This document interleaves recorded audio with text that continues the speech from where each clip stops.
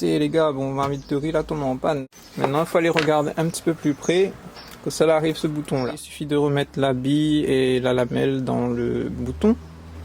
Midi il suffit, mais la bille reste pas en place.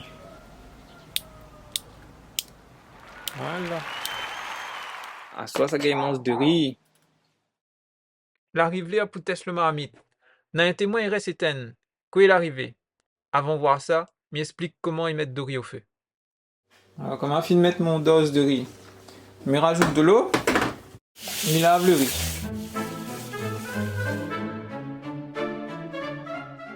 Je lave plusieurs fois de riz jusqu'à ce que de l'eau l'éclaire. Il prétend les meilleurs pour la digestion. Je mettre de côté de l'eau chargée en amidon. Ils servent pour arroser les plantes. Il nourrit bien les plantes. Est-ce que ça te ramasse de l'eau de riz?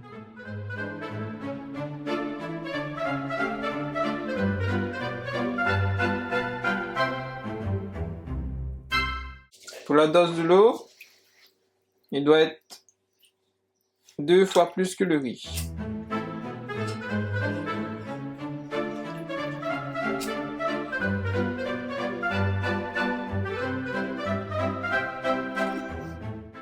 Alors là, mieux suis mon marmite, avec la tactique, mon équipe technique, essuie pas dans le linge, sauf qu'on n'a pas de torchon.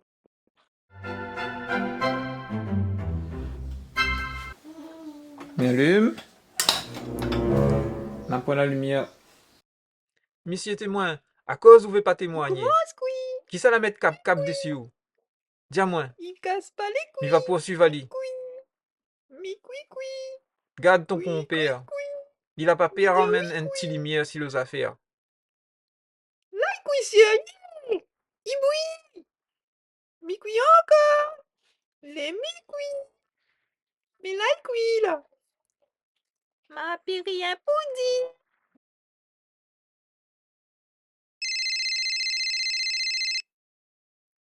Allô? Ah, vous voulez témoigner? Quoi? Les spectateurs n'ont pas abonné à azote? Ben, on va rater le prochain épisode. Mon marmite l'est débranché, mais commence le démontage. Un petit morceau de fer pour tordre, pour faire passer aller dans l'encoche.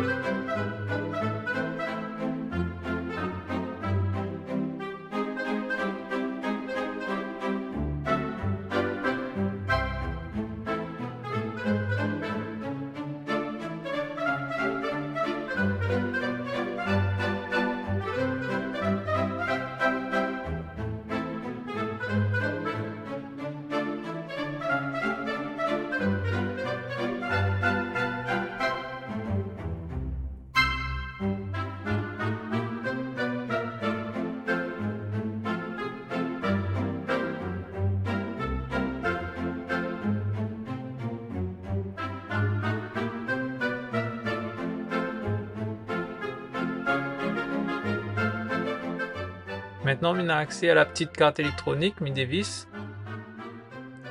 Et on peut voir les deux petits témoins lumineux. C'est des lampes au néon. Mais passe à l'interrogatoire. Avec le multimètre, il demande à autres valeurs. Il vérifie chaque élément, chaque résistance. C'est là que le témoin dit à moi, c'est pas son faute. Il y a vous toutes. Son camarade résistance l'est trop fort.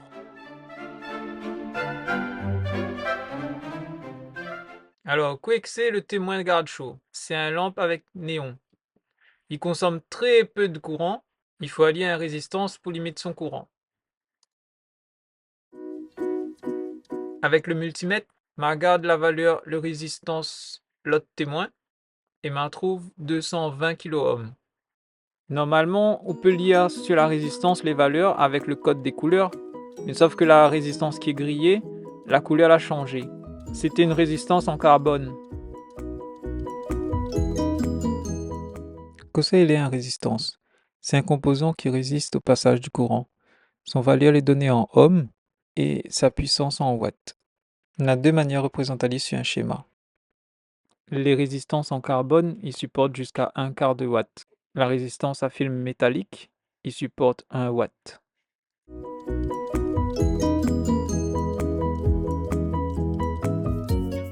Maintenant, nous commençons la réparation. D'abord, je prépare mon fer à souder. Je mets un peu d'étain dessus. Je récupère mon pompe à dessouder. Pour dessouder plus facilement, il faut rajouter un peu d'étain sur le circuit.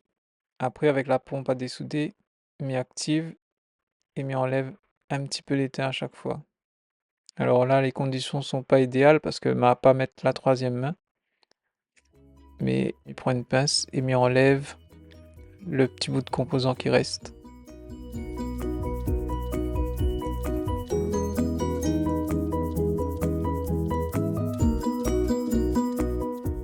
Je mets en place la résistance 220 kΩ et je commence la soudure.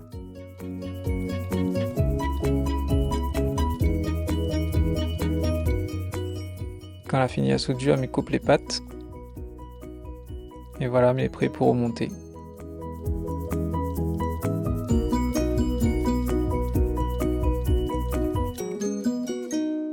Comme à démonter, ma dévisse 2 fils. C'était pour faciliter l'extraction de la carte. Maintenant, il faut me revisser les 2 fils, il faut remettre en place. Les 2 fils, ils doivent être vissés. Donc là, mais ça remettre la vis. C'est pas comme dans la première enquête où c'était juste des fiches.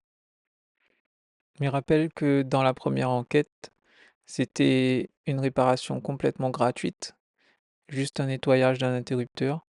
Il fallait ouvrir l'interrupteur et remettre en place. Mais là, cette réparation, il coûte une résistance. À moins de 50 centimes la résistance. M'a investi dans 2-3 petits matériels. Pompe à dessouder, fer à souder, multimètre. Mais si on veut commencer la réparation gratuitement, on peut aller dans un petit atelier Réparali Café. On a plusieurs associations sur l'île de la Réunion, ils tiennent des ateliers comme ça. Donc, on a Écopratique, on a la Recyclerie du Sud et on a d'autres associations, mais pas en tête. Tu peux mettre en commentaire les associations qui tiennent les Réparali Café. Donc, le principe, c'est qu'il y a de monde réparé gratuitement sur place. En France et en Europe, on a des ateliers qui appellent Repair Café. C'est à peu près le même principe. L'intérêt, c'est de réparer des petites pannes faciles à faire. Si c'est un panne plus compliqué, les bénévoles vont rediriger directement vers un réparateur.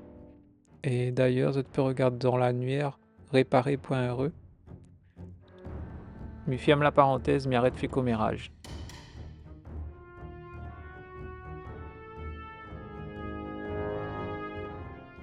Alors, si vous l'avez bien compté, dans un marmite de riz, il y en a 4 résistances en tout. Il y a 2 résistances de chauffe, une principale, la mienne il fait environ 400 watts, une deuxième résistance de maintien chaud, environ 20 à 30 watts, et 2 petites résistances pour les témoins lumineux. C'est pour dire que résistance n'a de toute forme et de toute utilité. Si vous avez un grille-pain électrique, il y en a une résistance dedans. Une friteuse électrique, c'est pareil.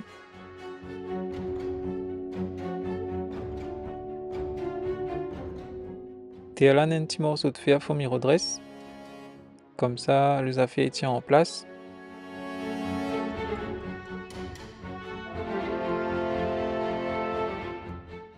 On remonte le tout et après, on teste la marmite. Si avec cette résistance remplacée, le néon y éclaire pas, c'est que l'île est en panne, ou alors que la tension n'est pas suffisante pour amorcer le néon. La résistance que m'a utilisée de 220 kΩ est valable pour mon marmite de riz. Peut-être si votre marmite de riz azote n'aura pas la même valeur.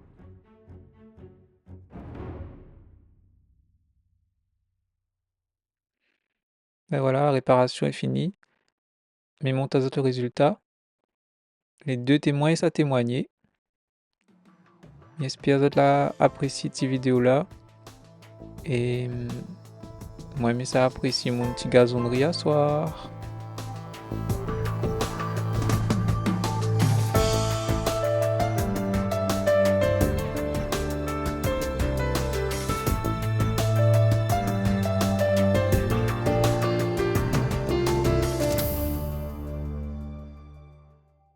Galaxy, un petit mot pour la fin?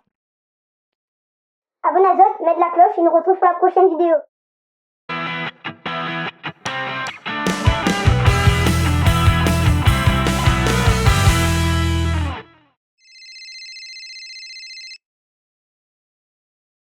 Allô?